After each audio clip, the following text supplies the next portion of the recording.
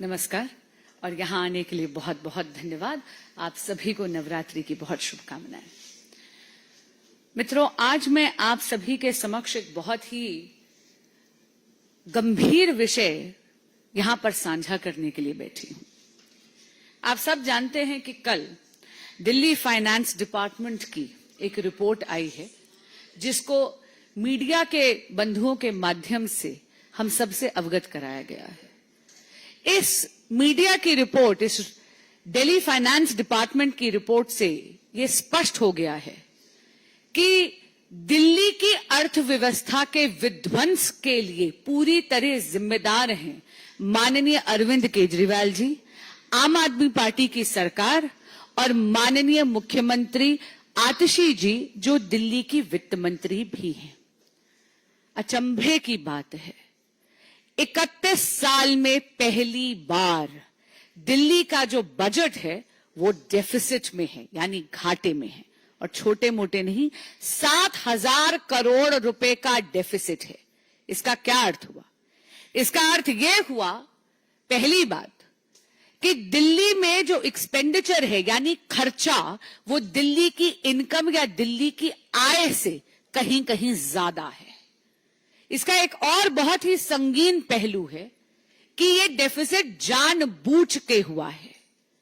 आपको याद होगा, जब विधानसभा के पटल पर यह बजट पारित करा गया तो तब माननीय सीएम आतिशी जी ने, जो तब केवल वित्त मंत्री थी, उन्होंने दिल्ली के बजट के सरप्लस होने की घोषणा करी थी। बड़े बड़े दावे करे थे कि दिल्ली के पास फालतू पैसा है।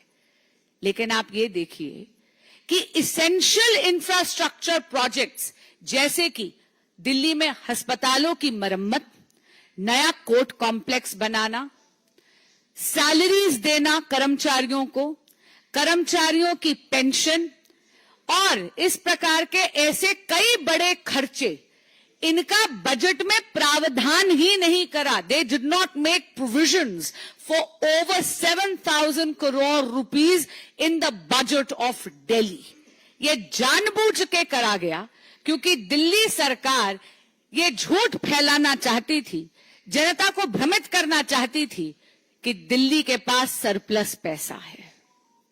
अगर आप देखेंगे तो आम आदमी पार्टी की सरकार ने जानबूझ के दिल्ली के अकाउंट्स फज करे हैं।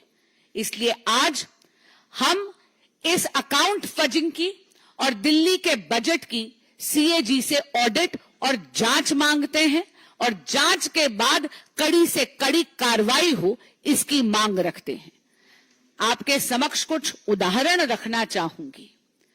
माननीय आतिशी जी, केजरीवाल जी और आम आदमी पार्टी की सरकार को पता था कि दिल्ली के पास पैसे की किल्लत है, और इसीलिए आपको याद होगा, अचानक उन्होंने एक पन्ने का ऑर्डर निकाला और 10,000 से बस मार्शल्स को बड़ी क्रूरता और निर्ममता से नौकरी से निकाल दिया। 6 महीने की उनकी सैलरी उन्हें नहीं दी। इसी तरह क्योंकि दिल्ली सरकार के पास पैसा नहीं है, उन्होंने झूठ बोला था कि बजट में सरप्लस है। 7,000 करोड़ रुपए का उन्होंने बजट में डेफिसिट रखा जानबूझकर। आप देखिए, शिक्षा के क्षेत्र में भी उन्होंने वोकेशनल ट्रेनिंग टीचर्स के साथ भी यही करने का प्रयास करा। बड़ी बेरहमी से एक पन्ने के ऑर्डर से उनको भी निकाल दिया नौकरी से। ये तो माननीय उपराज्यपाल जी की इंटरवेंशन हुई तो उन टीचर्स की नौकरी दोबारा बहाल हुई।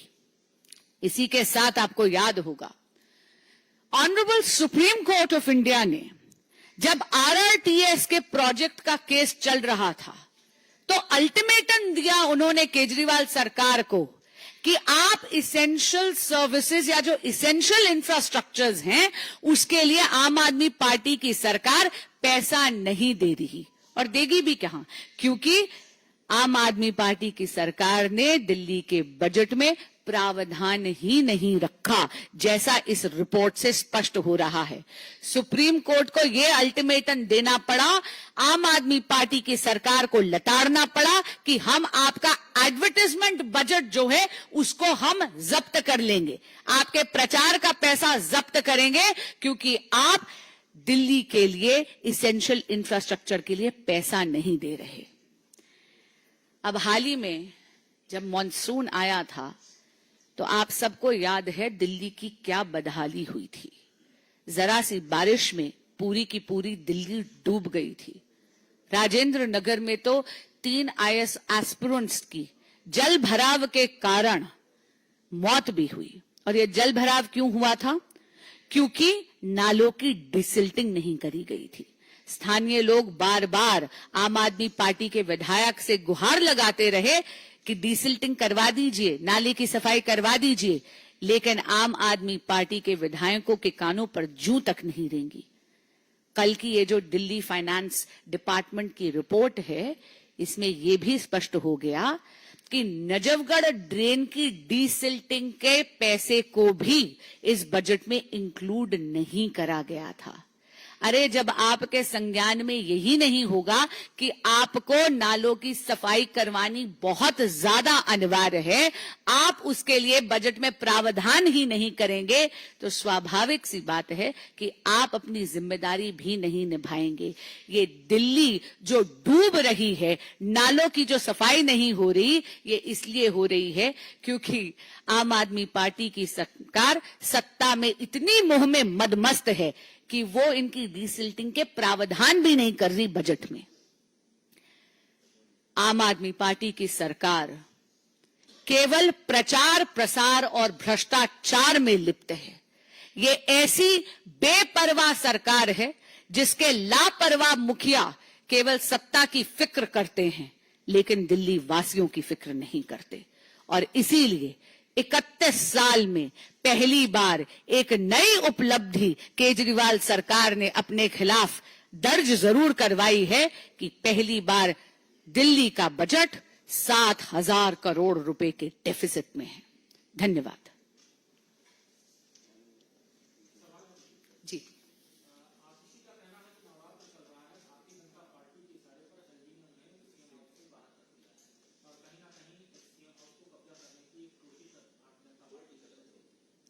कोई भी सरकारी बंगला किसी व्यक्ति विशेष की व्यक्तिगत प्रॉपर्टी नहीं होता, वो सरकार की प्रॉपर्टी होती है। उसको विकेट करने के लिए, उसके आवंटन के लिए, उसको ऑक्यूपाई करने के लिए एक पूरा प्रोसीजर होता है। प्रोसीजर अगर फॉलो नहीं करा जाता है तो स्वाभाविक सी बात है कि वहां पर कार्रवाई की आवश्यकता होती है। फिर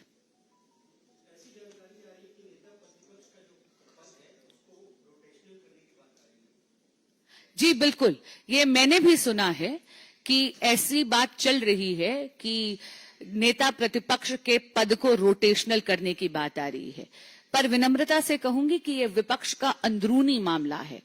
हाँ, इतना जरूर है कि विपक्ष के दलों में ऐसे कई नेता हैं जो नेता प्रतिपक्ष का कार्यभार संभालने के लिए काफी सक्षम हैं, लेकिन अगर इंडिया अलायंस को यह लगता है कि माननीय राहुल गांधी जी पूरी कर्तव्य निष्ठा से अपना ये पदभार नहीं संभाल पा रहे हैं, तो ये निर्णय उन्हें लेना है। लेकिन नेता प्रतिपक्ष के या लीडर ऑफ ऑपोजिशन की पोजीशन को रोटेशनल करने की ये जो बात चल रही है, ये मैंने भी सुनी है, पर ये उनका अंदरूनी मामला है।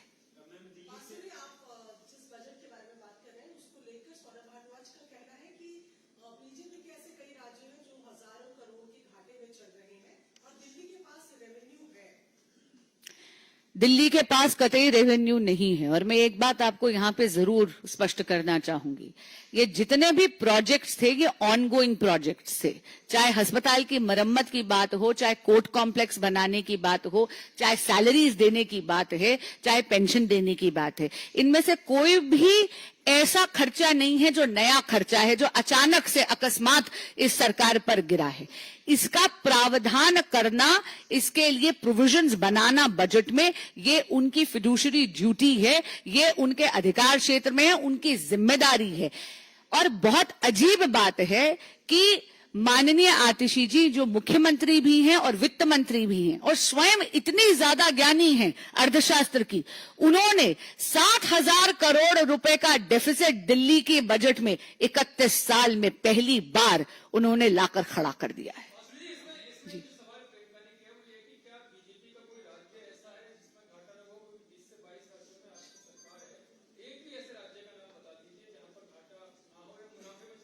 ऐसा कोई भी भाजपा रूल स्टेट नहीं है जहां पर इसेंशियल सर्विसेज पर असर पड़ रहा है।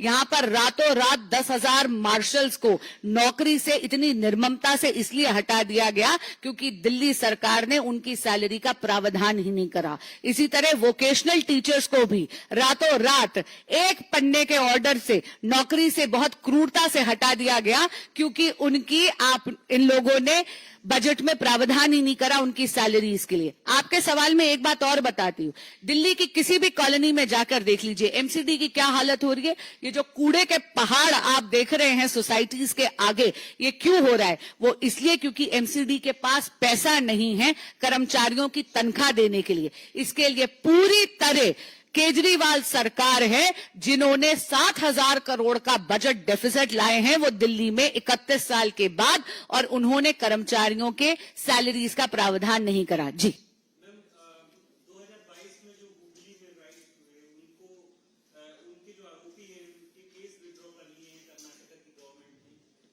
इस पर बीजेपी की क्या प्रतिक्रिया है? इसको मैं पिछली दोनों दौरान I'm absolutely flabbergasted. This is nothing but politics of appeasement. This was a very, very serious allegation. There were attacks on a police station. Over 158 people were involved in this case of serious rioting. There were injuries which was caused to police personnel. But it seems that for selfish interests of politics, that is why in case of, like I said, the Karnataka government is only practicing politics of appeasement. I'm really, really shocked to see that the Deputy Chief Minister, Shri Shiv Kumar, actually wrote to the Karnataka Police Department asking for withdrawal of these cases, and this is in contravention to the report submitted both by the Police Department as well as the Law Department. ये कुछ नहीं है, ये तुष्टिकरण की राजनीति है और ये बहुत ज्यादा शॉकिंग है क्योंकि इसमें 158 से ज्यादा लोग अभियुक्त हैं इन केसेस में। ये बहुत संगीन आरोप है जहां पर पुलिस के थाने पर अटैक हुए थे। न जाने कितने पुलिस पर्सनल्स को इसमें चोट भी लगी थी, उनको इंजरीज भी आई थी। यहां तक कि बोथ लॉ डिपार्टमेंट की और पुलिस डिपार्टमेंट की रिपोर्ट के विरुद्ध जाकर यहां पर आप देखेंगे कि कर्नाटक की सरकार तुष्टिकरण की राजनीति कर रही है। माननीय डेप्यूटी सीएम जो कर्नाटक के हैं शिव कुमार जी, उन्होंने पुलिस डिपार्टमेंट को लिखा है कि ये केसेस विड्रॉ करने चाहिए। अगर देश के रक्षकों की ही ये सरकार रक्षा नहीं कर सकती तो ये लोकतंत्र की रक्षा क्या कर सकती है? धन्यवाद।